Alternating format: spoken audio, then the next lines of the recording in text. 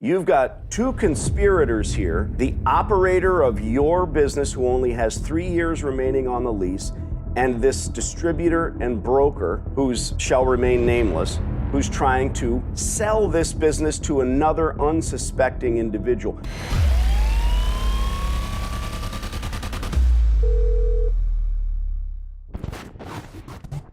Hello? Janet. Yes. Danny, the laundry guy, how you doing? We talked briefly. Oh, okay. I'm sorry. I thought there's another guy. His name is Rusty, and you sound just like him, so I thought it was him. Never been Rusty. I'm Danny. Looks like I picked the wrong week to quit smoking.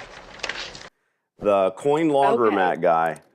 So our Yes. interest is in talking lease terms here, perhaps, and we had a nice conversation. It was my understanding you're going to, get in that Monday meeting and talk to the powers that be and see if and when a lease might become available there. I can refresh more if you wish. Yes.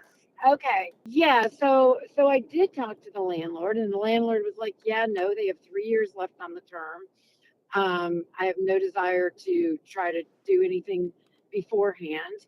In the meantime, I got a call from saying that she was selling the business, that one of their franchisees or one of their operators, whatever they are, had called them, and they were working with this operator directly, and they wanted me to step in because they only had 3 years left on the lease. Mm-hmm. And they wanted to try to get at least 10 years. Right. So at that point, I didn't know what was going on. They had already contacted the landlord directly. And when I called the landlord was like, "Yeah, we've been talking to them, but they want to reduce the rent from what we're getting now. So why would we do that?" Nervous? Yes. First time? No, I've been nervous lots of times.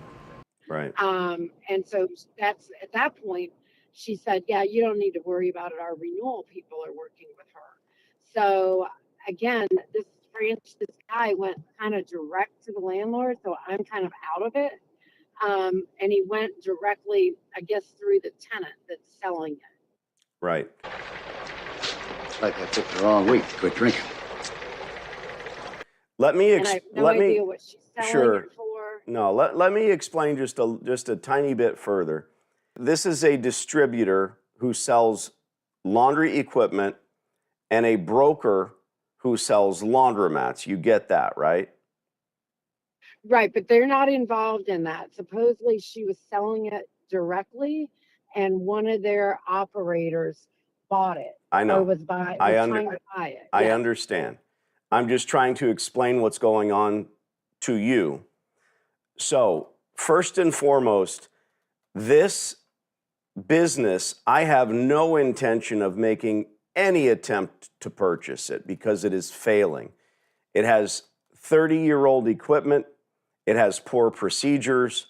They don't turn the air conditioning on in the summer, etc., etc. It was a rough place, the seediest dive on the wharf, populated with every reject and cutthroat from Bombay to Calcutta. It's worse than Detroit. Now, Correct.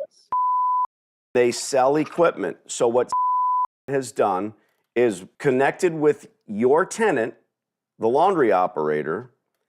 They probably are selling this place for $300,000. That's usually their typical starting point. Now, they bring someone from the internet who says, "I want to own a laundromat," and they sell it to them for somewhere below 300, maybe 150. "Oh, we just made a great deal. We got it for less than half of the asking price." Then will immediately sell them equipment once they realize, "Oh, we were lied to. The place isn't making any money." You understand the heartache. You're a realtor who deals with commercial property, whether it's a nail salon or a cheeseburger joint that can't seem to make money, can't pay their rent. So what do? They try to sell it. You've got two conspirators here, the operator of your business who only has 3 years remaining on the lease, and this distributor and broker who's shall remain nameless, who's trying to sell this business to another unsuspecting individual. Of course they want the rent to come down. It should be reset. We understand all of that. Doesn't matter to Well, me. that's not quite true, though. Okay, That's what's not true in this what's not instance. true? So I do get what you're saying, and that typically happens.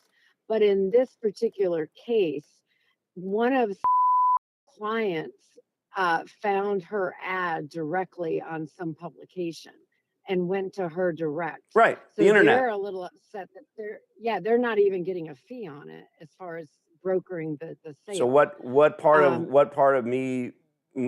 my explanation is incorrect? When you said that they buy the business and then they flip it to a person, it's the opposite in this situation. The person is buying the business and only trying to buy equipment from. Here's the thing. I don't know who any of these characters are in this Greek tragedy. I only can speak for myself and my partner, okay? And you, because we're talking. If they buy this business for X amount of dollars, they are out X amount of dollars. You see, when I first connected with you, I said, I just want to lease it.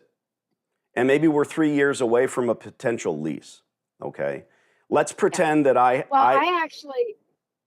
So let's go a step further. Sure. I actually had offer me they would sign a lease starting 3 years from today on the space and forget about the guy that's in there today. Sure. And I said, we're not going to do that. Do you know why? Why do they want to do that? Because they want to control it in 3 years. Control what? And they don't want to buy it today, the space. But what about the space is controllable? The lease. No. What do they want? Well, they want to secure the location. Why? So that in 3 years it becomes theirs, so they can put a franchisee in there. Because of the infrastructure. Oh yeah, the impact fees, absolutely. Yes. They'll put all new equipment in, yeah. And the market, the demographics, yeah. And I can't. But we're not going to do that either. No, I can't blame them, Janet. I'm offering the same thing. The difference is I don't flip or sell or try to stick a franchisee in here. I'll bet you can make a better hamburger than McDonald's. Now, whether or not you can sell billions of them is a different thing. That's a franchise model. Whether or not you can afford an ad during the Super Bowl, that's a different thing. I know I can make a better hamburger, and I'm not a chef.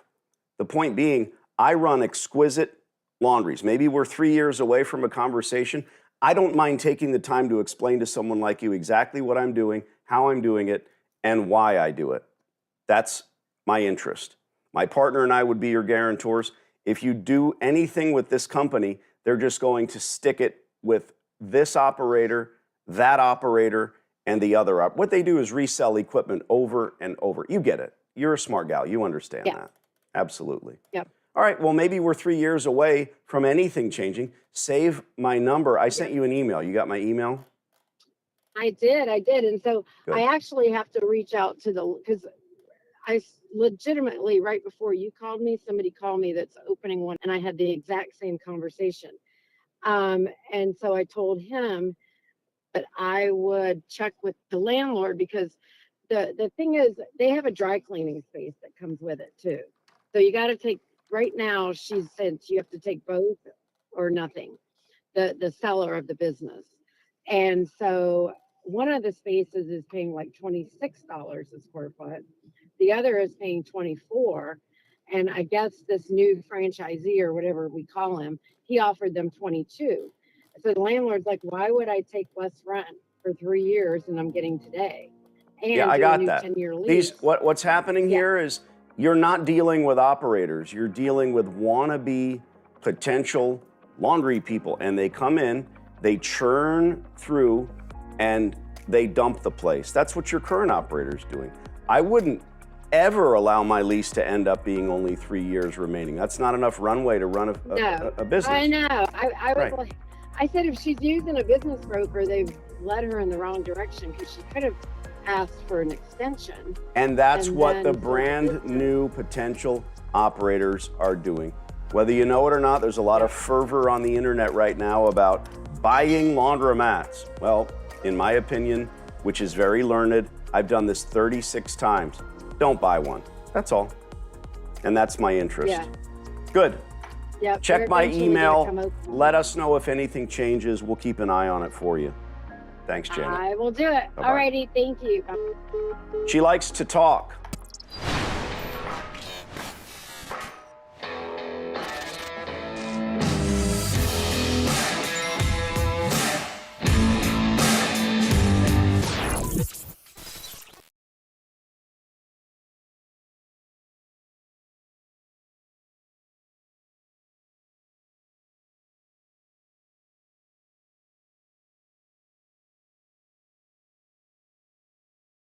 I'm pretty sure this hot water heater's got a few more good years left in it.